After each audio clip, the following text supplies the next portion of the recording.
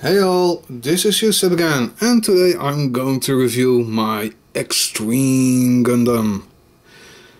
I just finished him, and it's been an interesting build. There are some unusual parts in it, especially along the head, due to its gimmick, which doesn't actually work yet in this version. I'll assume that's for a newer one, which will come out in some time. In this one it doesn't work, but the instructions aren't completely as clear as I wanted to, but perhaps that's me just working too fast and not paying enough attention. Luckily nothing can be put into the wrong place, so no issue there, but the head was somewhat confusing, some of the leg parts. Let's just say this is one where you really want to make sure that you aren't messing up with the parts. Some parts are very interesting, for example the upper legs.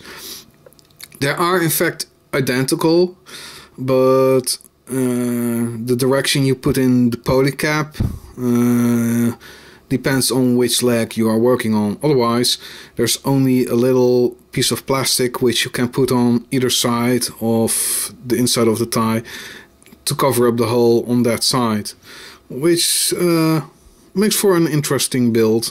Such little details. So you get this tiny little piece on the hip, which could have put in on the other side, and you'd have the polycap there. So nice and interesting. There is some detail, plastic, like here, some tiny bit of yellow, but I think the part on the inside is a bit too large, though it does cover up somewhat on the inside, so not too bad. As said, there are some gimmicks in it with the head. And that's the fact that he has two heads. The other side of the head also has a face built into it, which is covered up by this part. Now this part looks like it could rotate around, but the current version which you have actually has a squared off peg, so you can't really get it off. Well, those parts are somewhat loose, but let's get off this part,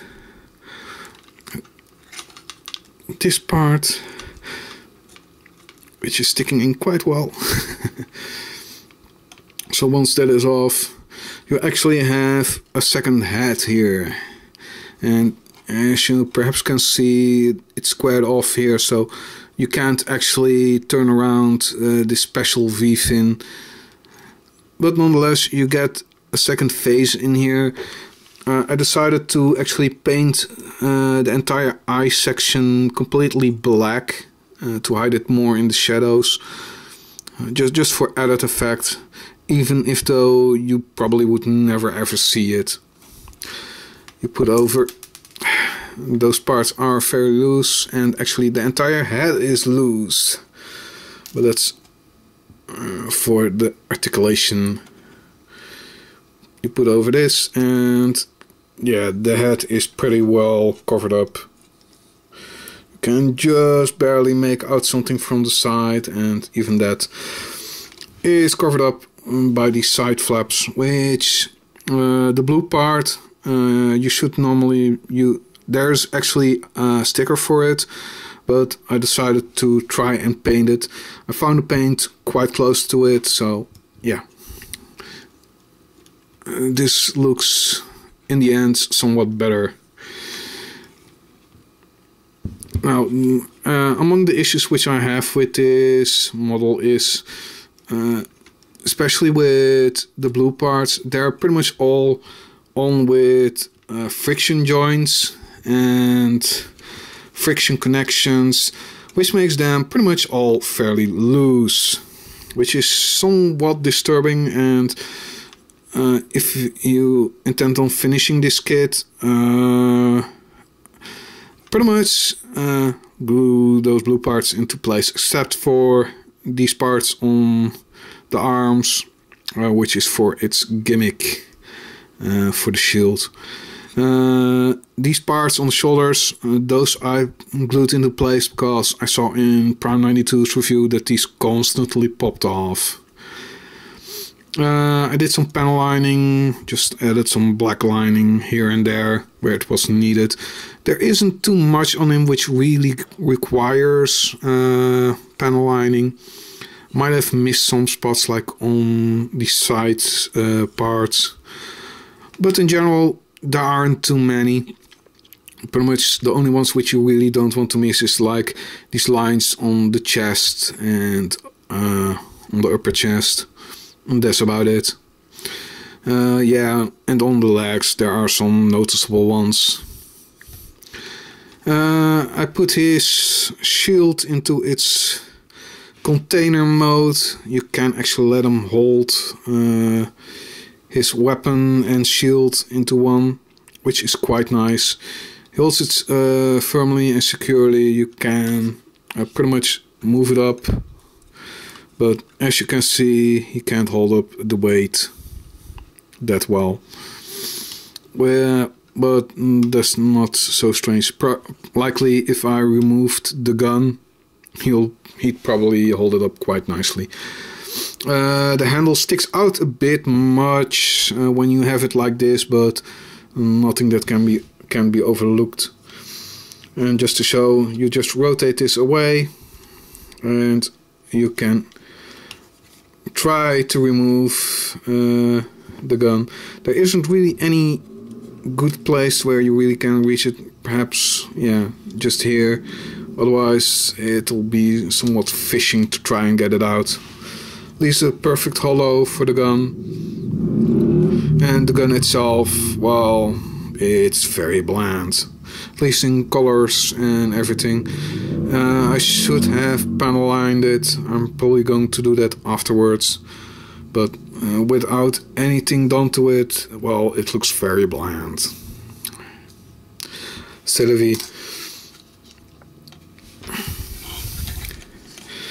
Let's go over his articulation. Let's first remove this hand, because we're not going to use this anymore.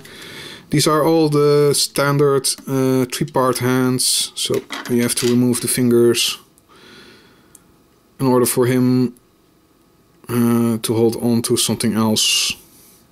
So let's put this one to the side, and let's add his well, pointy finger, his special hand, which has, as you can see, a special angle which is for the weapon.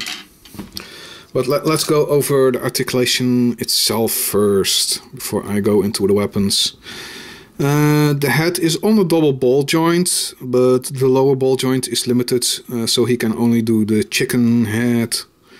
So it can move backwards and forwards a very tiny bit.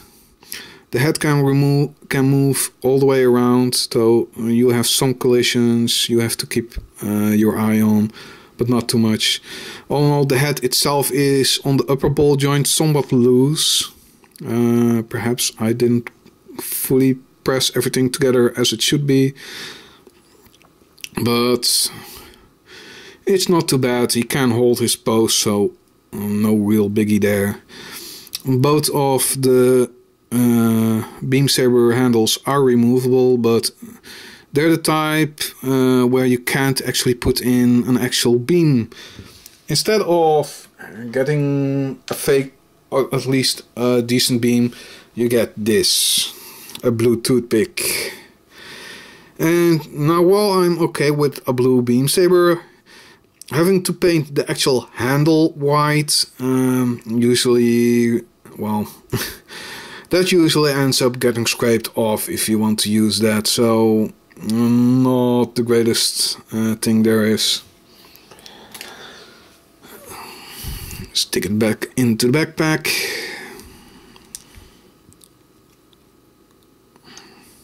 Right. On the back he has a pair of thrusters which can move back and forth. They move as one. The shoulders is a ball joint for the shoulder itself, and then there is an inner joint which can move out. Not the most uncommon side, but it allows for some forward movement. which is pretty nice. Just that extra bit of mobility, always nice. If he had the proper hands, he could do the crossing arms pose. He has double jointed arms. You have an upper joint and a lower joint.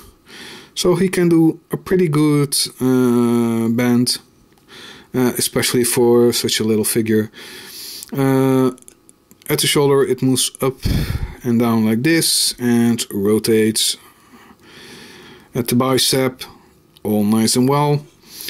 Ball jointed wrists, which is pretty much the usual standard. And on both sides you can remove this blue part and put it on somewhat higher, which is for the shield. But I'll show that in a moment. Inside the torso there's a high ball joint. It starts here, but the ball joint is somewhere up here, halfway. Normally you can just rotate it, and due to the way the skirts are, you can rotate them fully. But if you pull them up somewhat, or there I show the ball joint itself. If you pull him up not too far, he can actually bend his waist back and forth for some added mobility. This is used in more Gundam, that you can pull up a ball joint somewhat to add articulation or make him look more clean by pressing it together, which I think is a very good thing.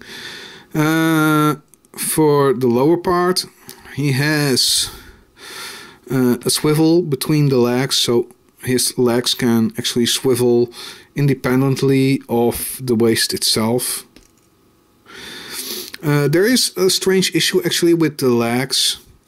This is as close together as the legs can be. He can't stand with completely straight legs. This pose is just built in. There is no way to make them straighter. Curious, but not really a big problem.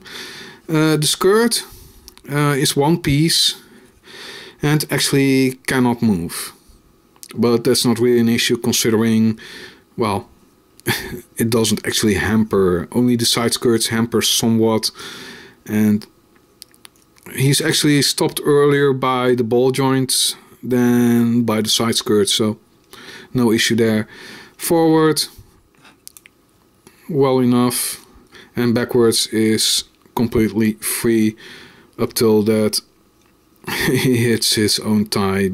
So he has a very good articulation there. The knee is also double jointed, but the upper part is only very tiny, so it's only slightly more than 90. Could have been better, but I'm not minding too much. I could pull it. No, this isn't something I can pull down for more articulation.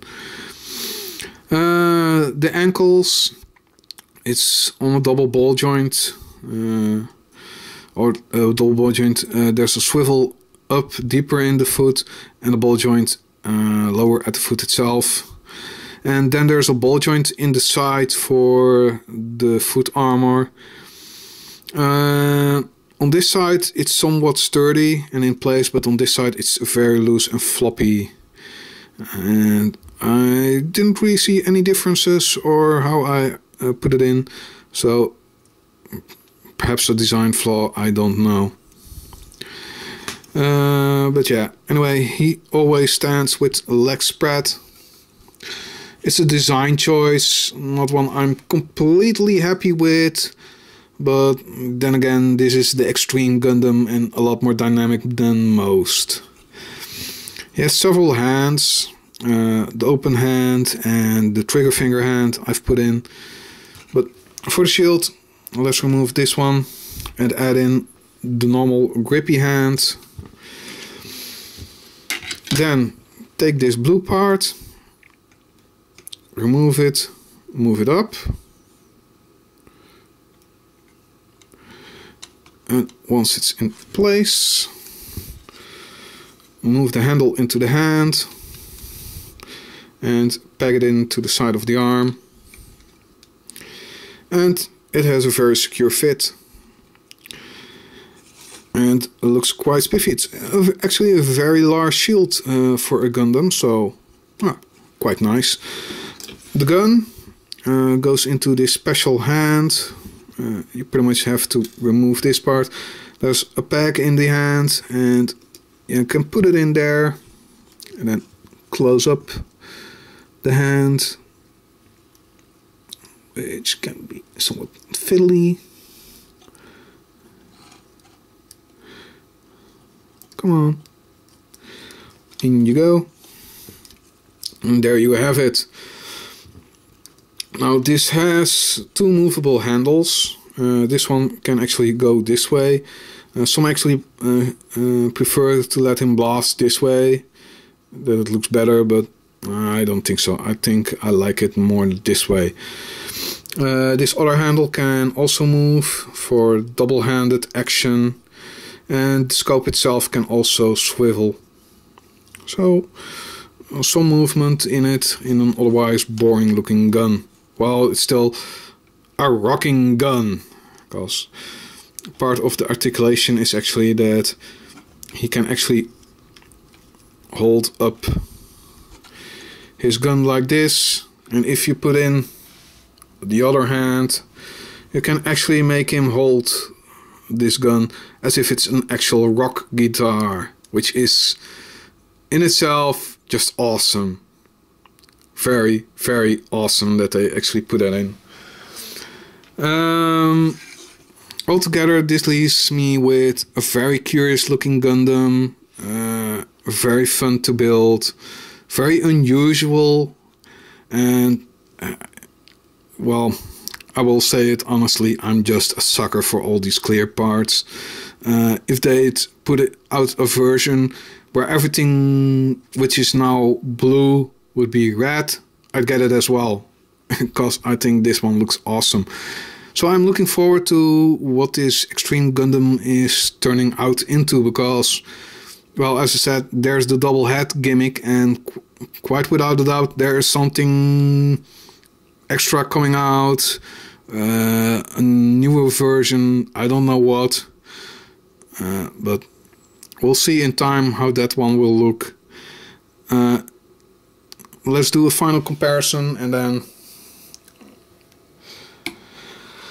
Yes, another 1:144 and a 1:100 scale figure just for comparison.